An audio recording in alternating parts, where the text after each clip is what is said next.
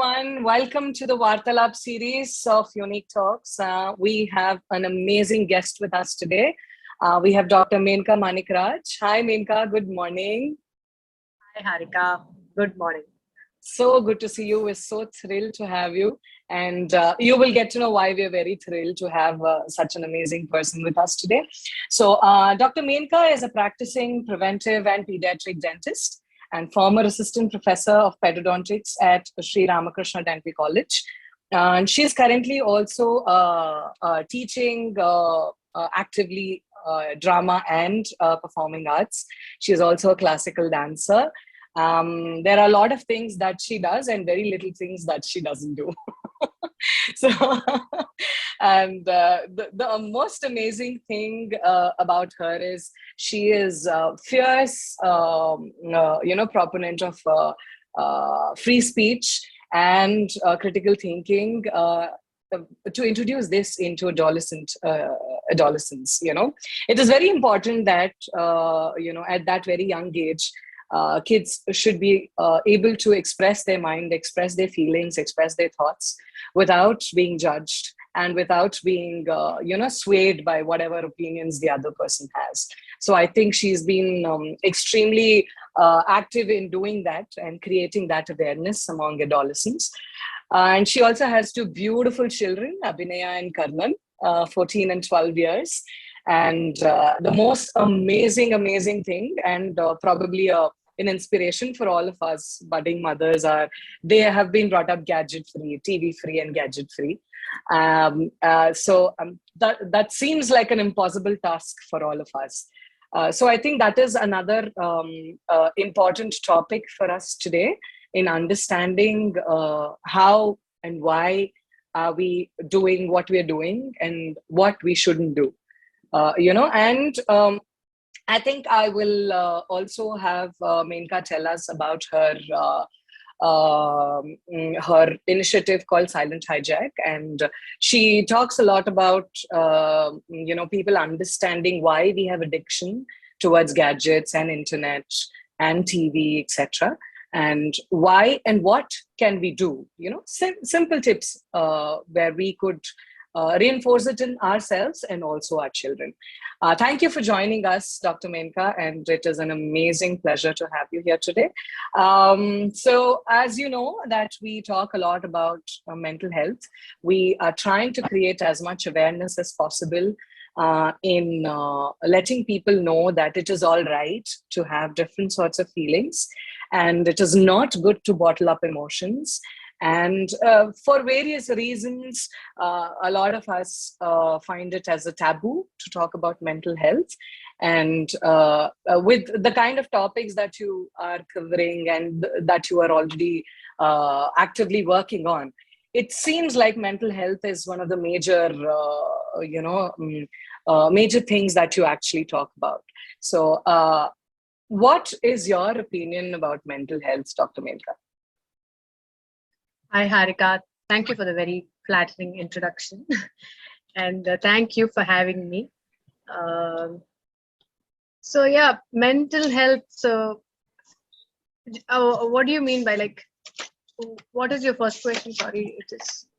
So let me rephrase it. What according to you is mental well-being? Mental well-being. So I think mental well-being is an ongoing process, firstly, right? I mean, right. Mental well-being stems from, in my opinion, the need to reinvent yourself, the need to want to be a better person at every point, right? I think that's a very good starting point. And so having a sense of touch with reality, right? Would be, I think, a good starting point. So, and being aware of your own strengths and your challenges. What are your strengths and what are your weaknesses? And then going forward and trying to make yourself better. So I do not very much, resonate with people who say, be who you are, do what you want, because that doesn't give you any push to or a reason to become a better person. Because if you're just okay who you are, right? And I don't see that as a very good advice to be giving youngsters, because the whole thing in life is to have something meaningful in life and purposeful to look forward to, right? And that is the pursuit. Mental well-being is a pursuit. It's not something that's just there. It's an ongoing process, and I think it's a way of life. So I mean, that's my opinion, and everybody has to figure it out for themselves. What is, which is their space for their well-being.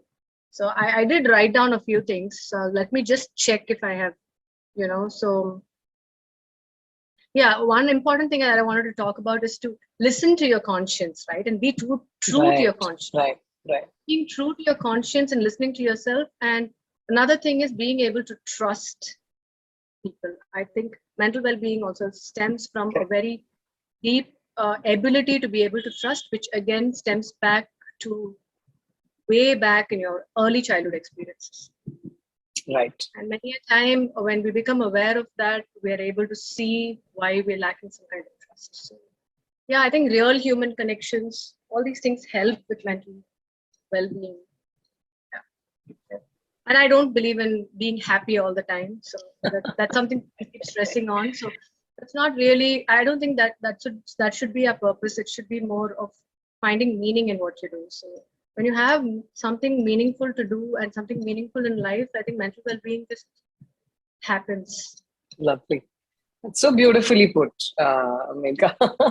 I think I don't know if I answered your question, but no, it is. I think whenever I ask, what do you think, or what according to you is mental well-being, it's an absolutely relative one. There's no right or wrong. There is no way of expressing what exactly is mental well-being. But what you said is right. Being true to yourself is paramount. I think that starts from understanding, okay, this is what I'm feeling. And it is all right. It is all right that you feel these kind of emotions, and probably sometimes they are very intense.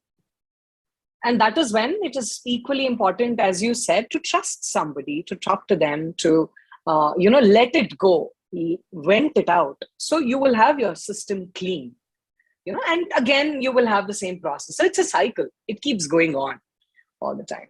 So, what I understand is you've been pretty much focused in, creating that awareness in adolescents. Why and what should they be doing, and what sort of,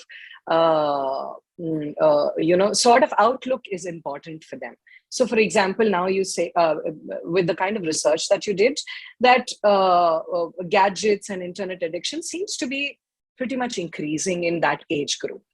So I want to understand, why did this particular area interest you?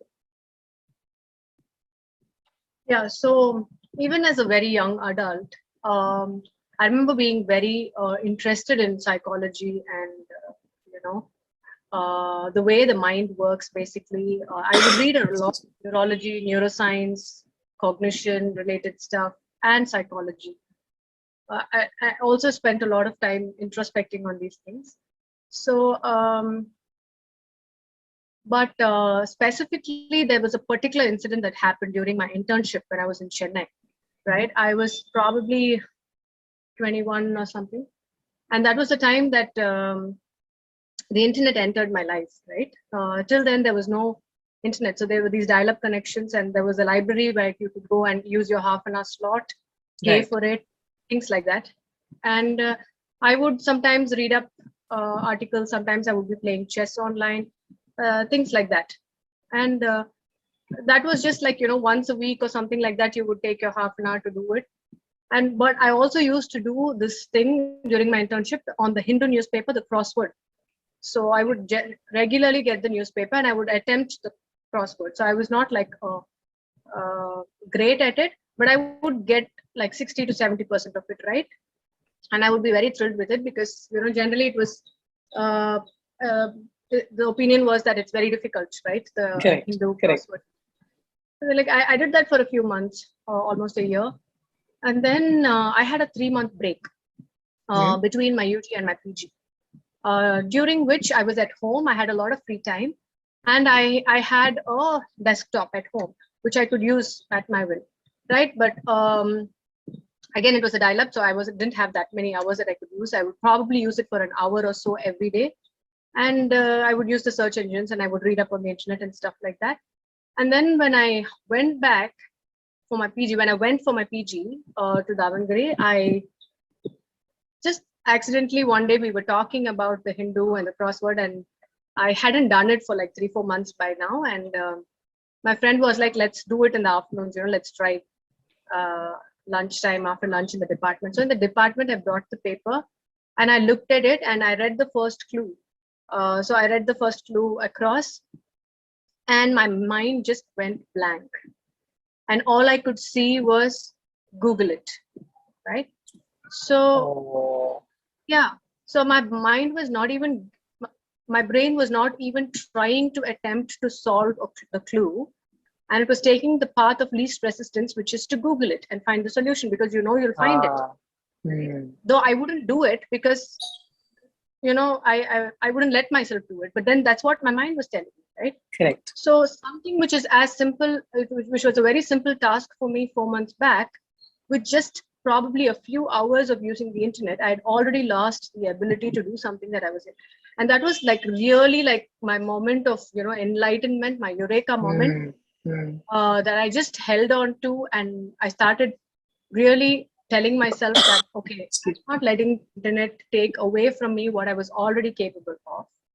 I'm not letting it, affect my brain and my thinking and my capabilities that I have. Where I started limiting it from then onwards, right? Of course, I had my slips when Facebook came, WhatsApp came, all these things came, and then it takes you for a ride for a few months, and then I'm like coming back to. But it was when my children were born that I told myself that conscious decision to really make sure, and it came from a very deep understanding. It was not just like it was not just an opinion, or it came from a lot of thinking and from a lot of research and reading that I had done, where cognition and intellectual capacity and all these things were getting affected. So, and all these years, I have been asked repeatedly this question by people: why are you depriving your children? Don't they complain? Are they happy about it? Why are you denying them? And I have this to tell that everybody else is only looking at it like that. We aren't. And my children aren't. They're very grateful and thankful to me for having made the decision for them, because now they're 15 and 13 now, and now they see the difference. And the world sees the difference. So I'm very, very glad. In fact, after COVID hit, somebody told me that, see, you did this all these years, no use. Now you have to go online. I said, even more recent now, because they are not already addicted. And now I prove to you that in 2 days, they figured everything out. So I didn't have to waste 14 years of their life giving them the gadget, thinking they'll never catch up, because these are things that they will learn. But things like other things that they would have missed out on, probably social skills, communication skills, physical skills. These are not things that being a part of nature. Running, climbing, swimming, all the things that they're capable of. It's not something they can suddenly overnight learn. Those things require repeated practice when they are growing. Correct. Absolutely right. That's amazing. So that's my journey into gadget-free parenting. That's amazing. So during your course of either research or all these years, what was the most important or the striking thing that you felt that how the mental health of these kids are being affected because of this addiction? Of the children, right? Yes. Yeah. So there are a few things. Most important, number one, is being able to take the social cues, right? Like you're in a group, you say something, and you get a disapproving remark or a disapproving look from most people in the group. These children who have had very high screen times are not able to take that social cue and change their behavior. You understand? They continue with the same behavior because they haven't spent enough time picking up these social cues, right? So you don't respond to change in your expression. See, these are the things that children pick up when they are spending time with people growing up, talking to grandparents, to parents talking to them. They do something wrong, you give them that response, and they know, okay, fine, so this is not acceptable behavior, so I need to change it. And that's really severely lacking. Yeah. So inappropriate speech, inappropriate communication, like, you understand, towards an adult or in a situation, or irrelevant, inappropriate, irrelevant. Meaning, so you are in a discussion, you're discussing a particular topic at hand. There will be a child who will give you completely irrelevant information, which is not related to what you're discussing, but to them, that is the most important thing to share. Right. You understand? And that comes from a lack of understanding of communicating in a group or communicating in a social circle. And every time I went back and checked with the parents, every time I went back and checked with the class teacher, I have found that this child has a screen time problem at home. And it's not being addressed. Wow. That is one. Thirdly, inability to focus at the task at hand, right? They're not able to focus for a long enough time at one thing, because the brain is looking for stimulation, more stimulation than just reading a book or listening to a person talk, because that's what their mind is used to. Their mind is fine-tuned to hyperstimulation. This child will be more fidgety. I'm not saying that this is the only reason, right? There are other conditions where this happens. Correct. Like we know there is attention deficit hyperactivity disorder. There are so many other conditions where this can happen. It's very genetic also. But this is one of the main things that I find, that the child is not able to focus at the task at hand, is not able to pick up social cues, is not able to communicate effectively, is not able to differentiate between relevant, irrelevant, and foreground and background information. You understand?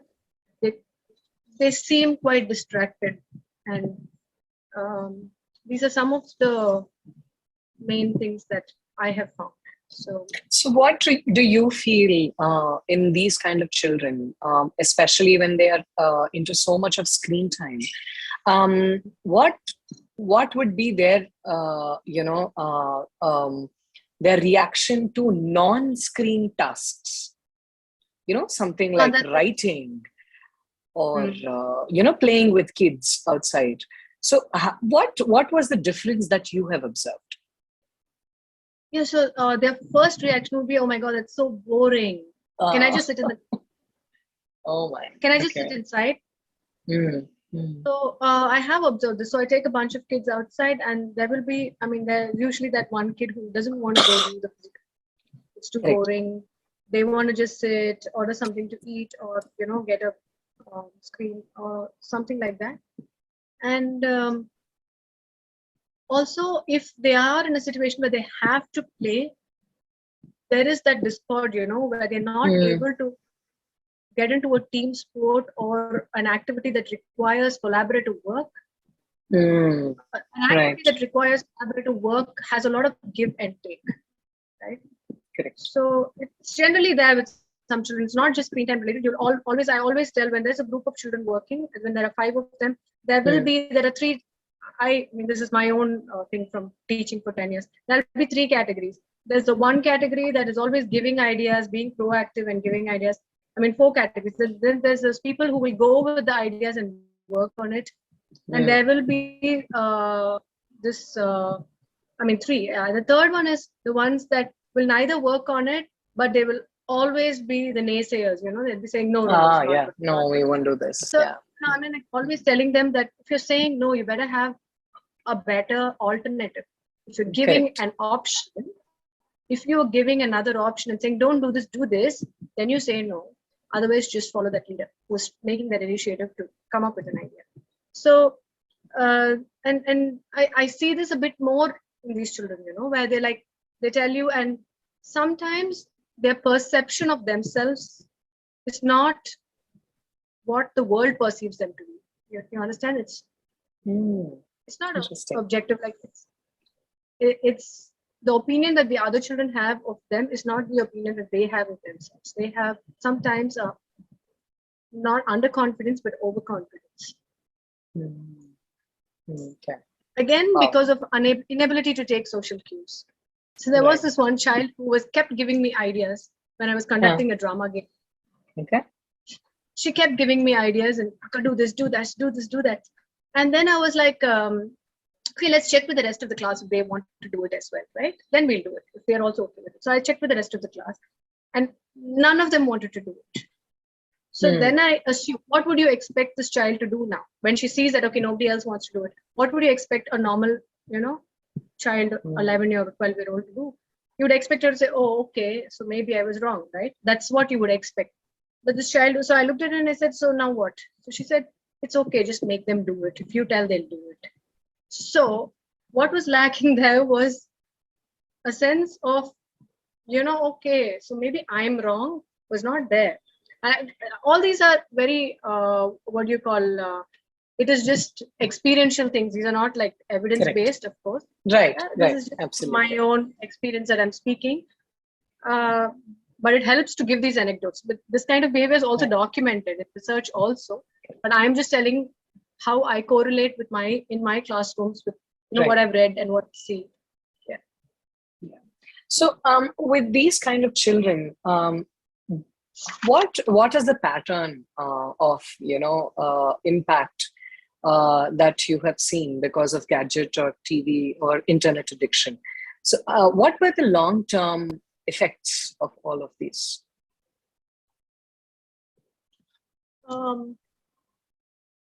Long term, you mean like when they become adults, right? Correct. So when they've been repeatedly subject to too much of gadgets and all that, what were the long-term effects or impact that they had, either on their personality or on their thinking?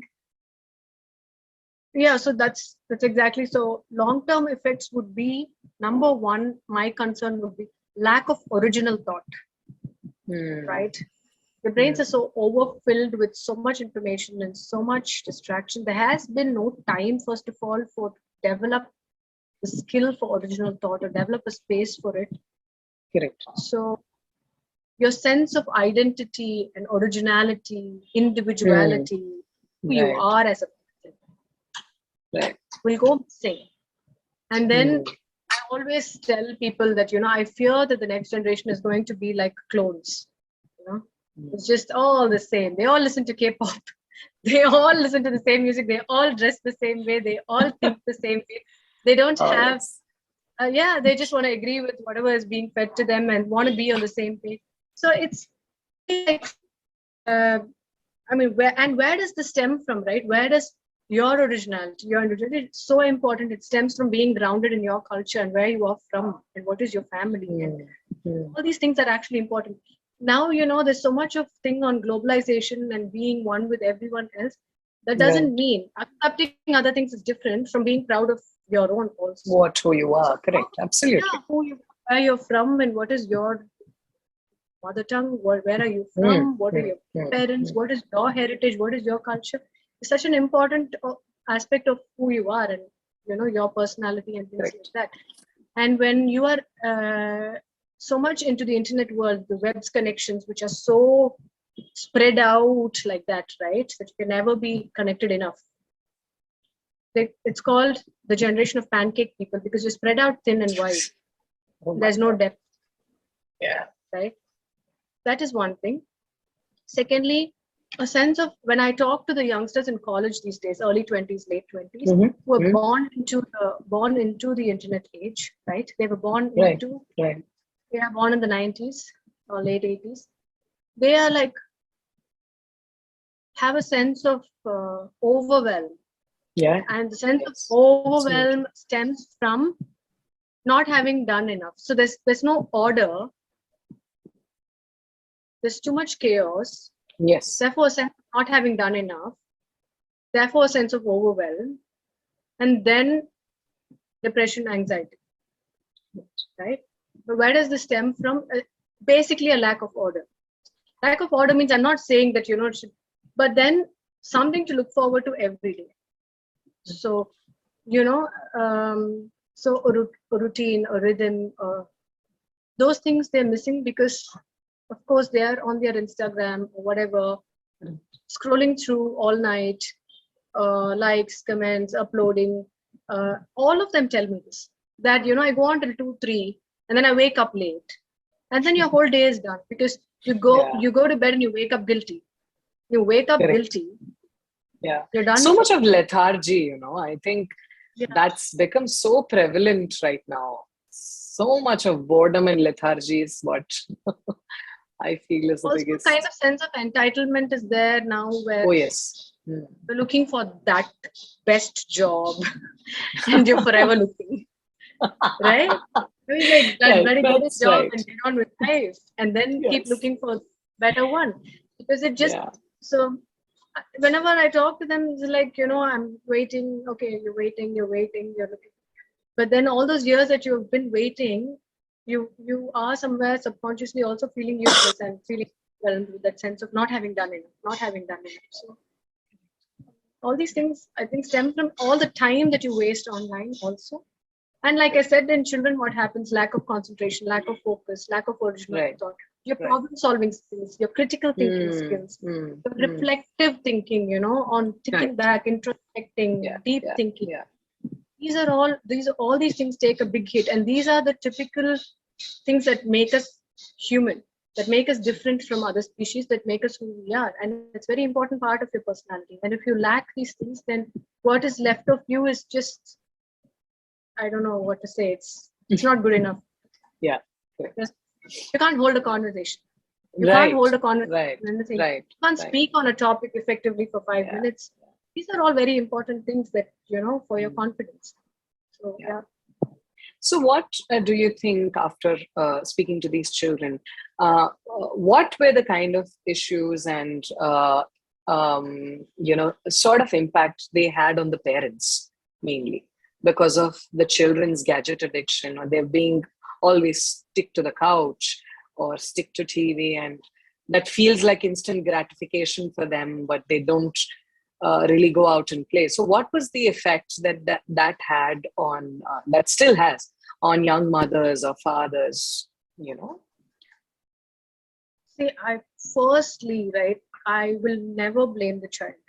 So it is the mothers and the fathers that need to be fixed, not the children. Right, absolutely right. Yeah. So first thing is prevention. So which is why I really want to work with youngsters who are not yet married or who are pregnant or who have like really small babies, because that's the best place to start. What I see now is overwhelmed moms of 15, 16, 17-year-olds who call me and tell me, see, now they've grown so much, they don't listen to me. And, he's so big, I can't, even now raise my voice, I'm scared. And that is firstly a very wrong approach to have, right? I mean, it is more long-term than that. It's not a quick fix that you can just have overnight. It is a relationship that relationship that you've built with your child over a very long period of time from day one, which is what is going to reflect when the child is 15 or 16. It doesn't just change overnight, unless and until there's been some very drastic change in the family or health or something like that. So it starts very early. And if you haven't done it, you need to start.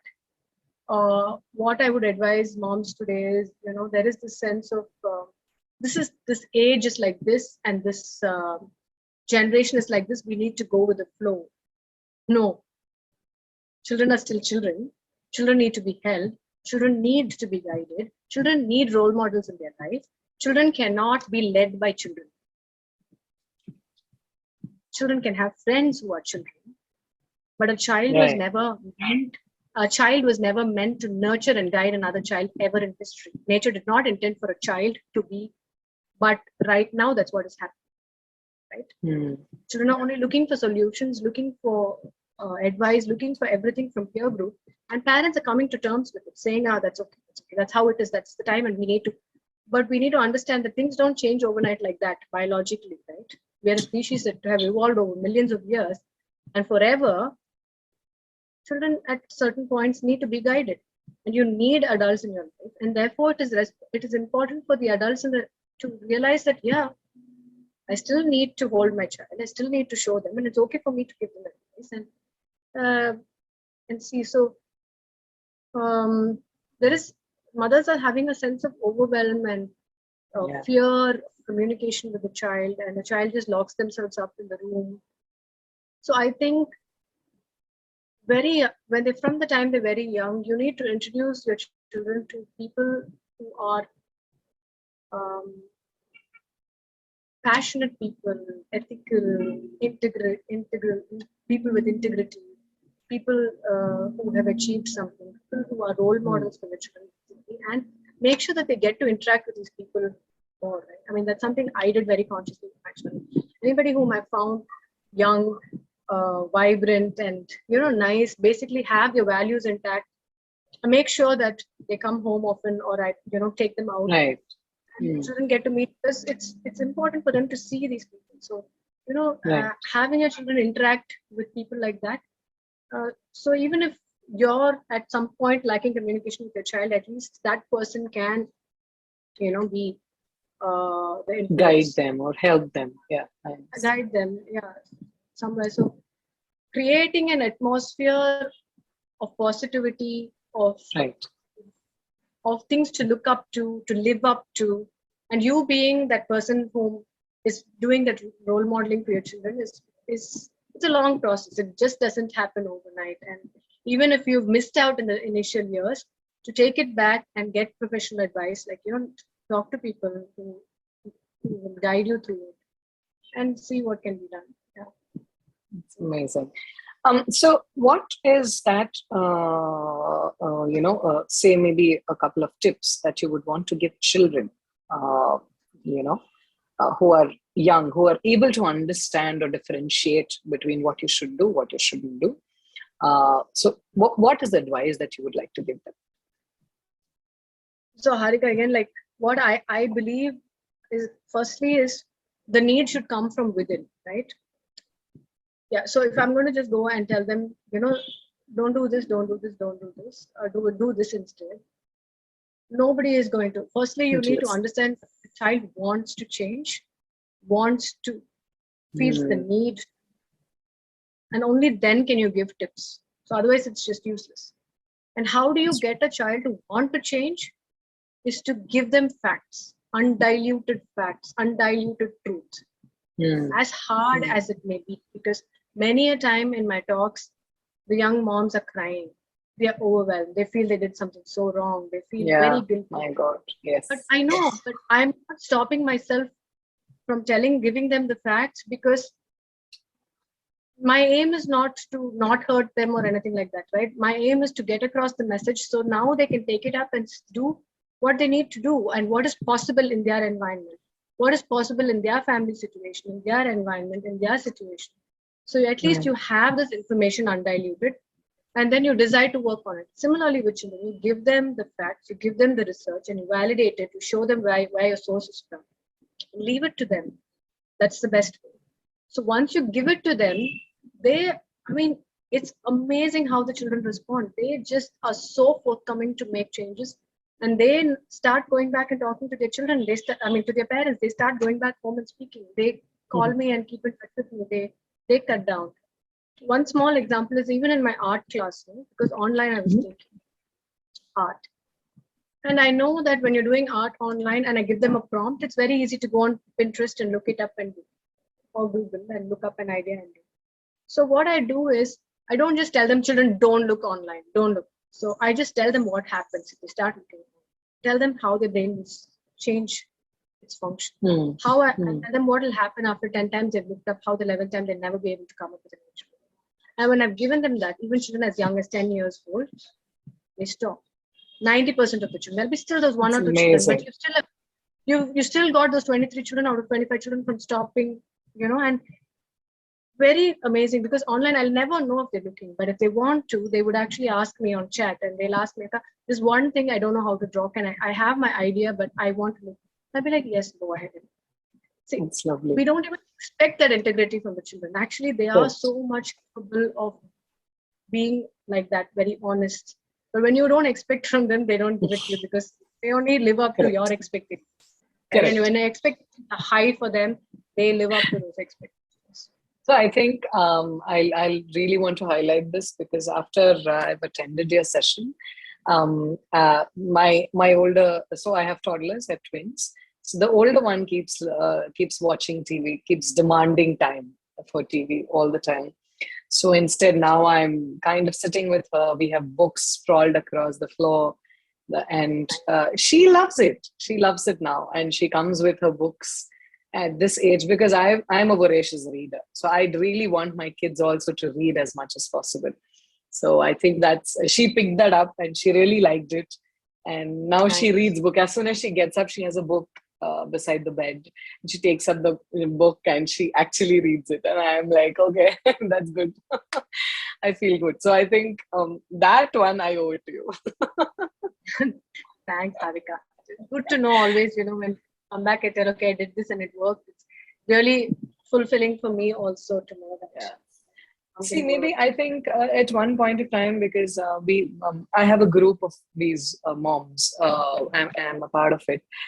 Because I'm not working, they might think that I have time and I will play with my children and I will go down, take them down to the play area. I will be able to play.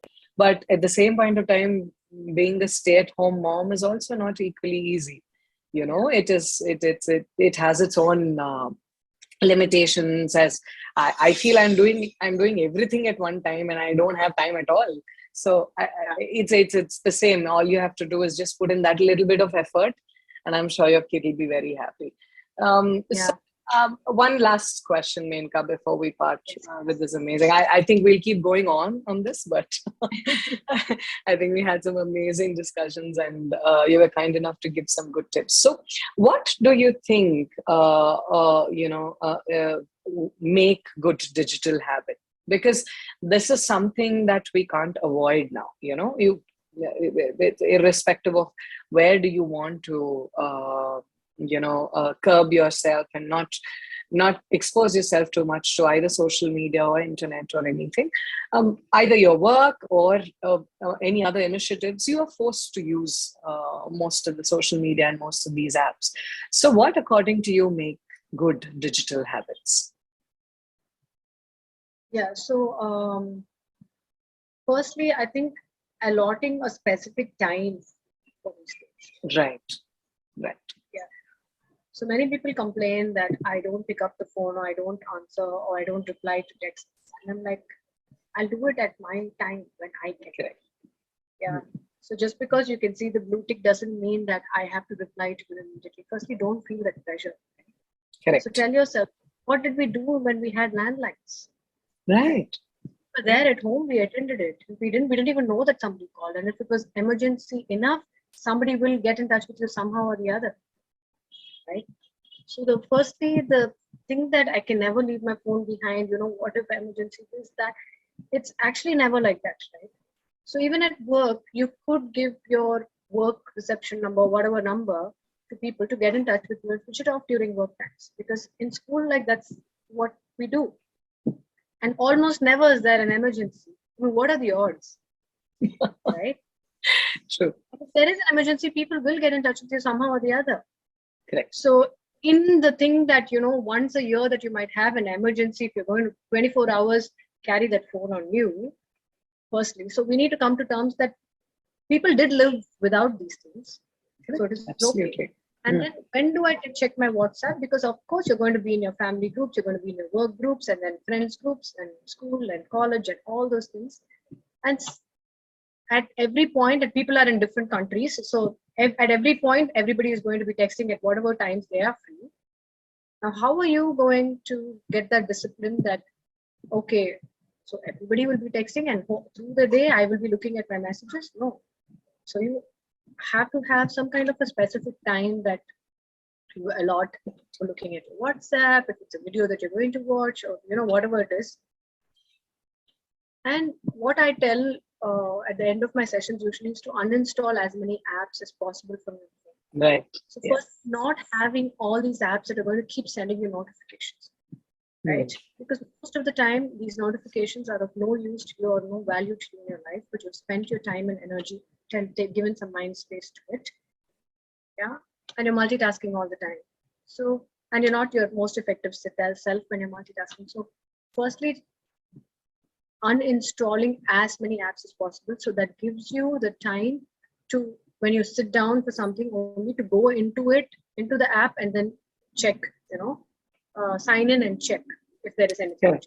And most of the time, you know that there will be nothing worthwhile that you have missed. Correct. Instead, you have the notification. So first, turn off notifications. Secondly, uninstall all the apps possible. Have specific timings where you would check all these things.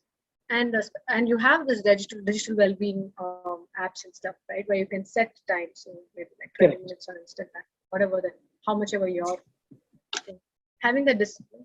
And small tips that I give is, firstly, is to start small, right? If you start with 10 things, you're never going to do any of those things. So start really small. Say, okay, 10 minutes before bedtime, I'm not going to look at my phone. Right. And 10 minutes after I wake up, I'm not going to look at my phone.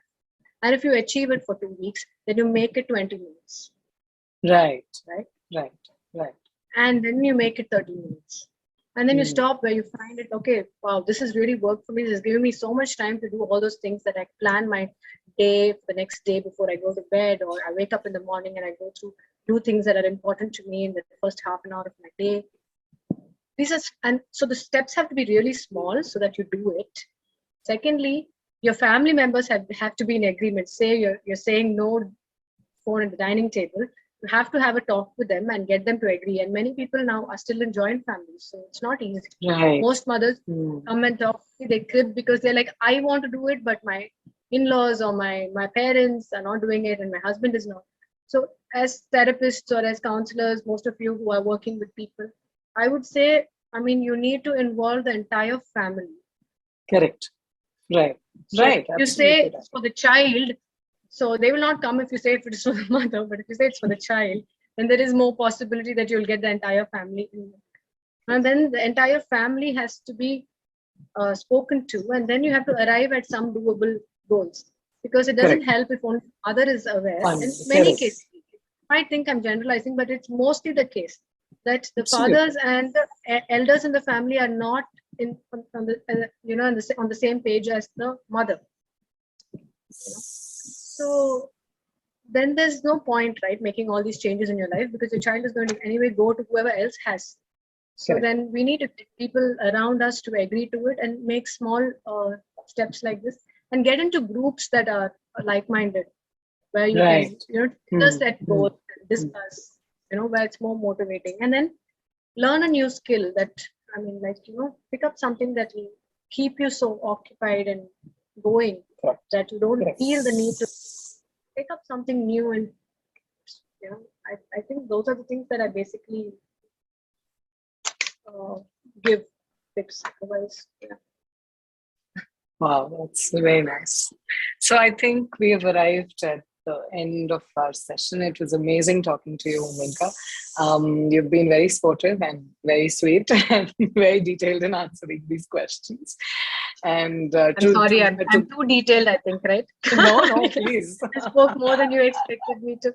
No, please. That is amazing, because it is always important that we understand the nuances of any thing, and understand those little things, because solution seems to be pretty big all the time. But what we should understand is those little steps, or those little nuances that we need to internalize before taking the big leap. When we're just, I want to give up addiction, as long you just can't go, lock yourself up in the room, and it doesn't work like that. So I think it is important that the research that you did and the experiences that you had, it is very good that you're sharing with all of us. You're putting it out in the forum for people like us who have been. So we are for these first time mothers. It's very difficult for us to even scold a child, because immediately you'll start feeling guilty that, am I kind of, did I hurt the child, or did I am I being a very strict mother? Am I being like this? So I think that starts from this age. That's how the mental health of a young parent gets affected at this point of time, especially when it comes to when kids are being subject to unnecessary information and too much of information at the same point of time. Something that we have never had. I didn't need to, for us at our age, we didn't need to. I would sit 1 hour, whatever I want to search, I can search, and I'm good with it.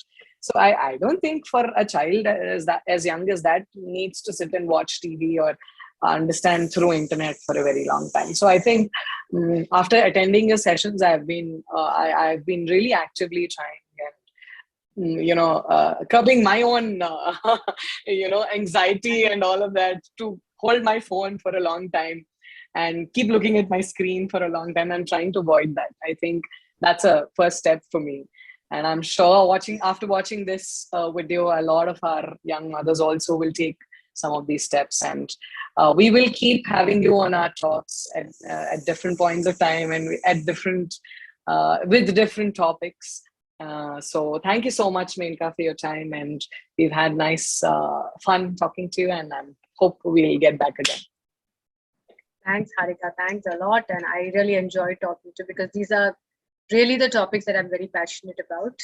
And therefore, it's really nice to get a forum to speak on those topics that you're passionate about. I just wanted to add this one thing which I missed out on. Please. Which is in my practice, the one other thing that I see as a consequence of screen time is speech delay. Oh my God. Speech delay. Yeah. Oh. Very, very, very high. In fact, yesterday I'd met another pediatrician who's from UK, and I was discussing with him, and he was also talking about how the parents are completely unaware and blissfully unaware of it, because they think oh my goodness. Oh my. Most of the time the child is just talking like Peppa Pig or whatever cartoon that they're watching, and they're very happy with it because the child is speaking with an accent. But is the child speaking relevant stuff? Is he making sense? Is he able to communicate? Is different from just speaking. So the clarity of speech, the appropriateness of the response to whoever is asking you a question, the ability to effectively communicate, is really getting delayed. And the more it gets delayed, it's like this, that developmentally, the certain times, this is the age that the child crawls, this is the age that the child walks, this is the age that, and there is always that period, this period before and after, that's in a spectrum. It's the ideal Correct. time, but it can happen. Correct. But when you go beyond that, whatever happens beyond that will not be the ideal. So language development has that period when it is ideally developed, and when you miss that, whatever happens after, there's not going to be an effective catch-up, right? There's always going to be a bit of a... So that's something that I'm really seeing and I'm really worried about, and I speak to as many parents as possible about it. Yeah. So speech delay, meaning not just starting to speak late, but vocabulary, clarity, effectiveness, everything is getting... Wow. Yeah. All right. Great. Wow. Now I'm a little overwhelmed right now after that. But yeah, I think all of this. We need to know, right? Because most of the time, parents are not doing it knowing. They're doing whatever is best. Correct. They think to their best we are knowledge. Giving them best. Correct. There's no lack of love. But since there's so many things happening around young mothers now, and it's just so much information overload, Correct. Very easy to get wrong. Swayed. Correct. Very easy to get misinformed. Therefore, you need to go to the right sources. Great. Yeah. Sure. Great. Yeah. Thank you so much, Menaka. We will catch up again, and goodbye, viewers. We'll come back with another amazing episode of Vartalaap. Bye-bye. Bye. Bye. Bye.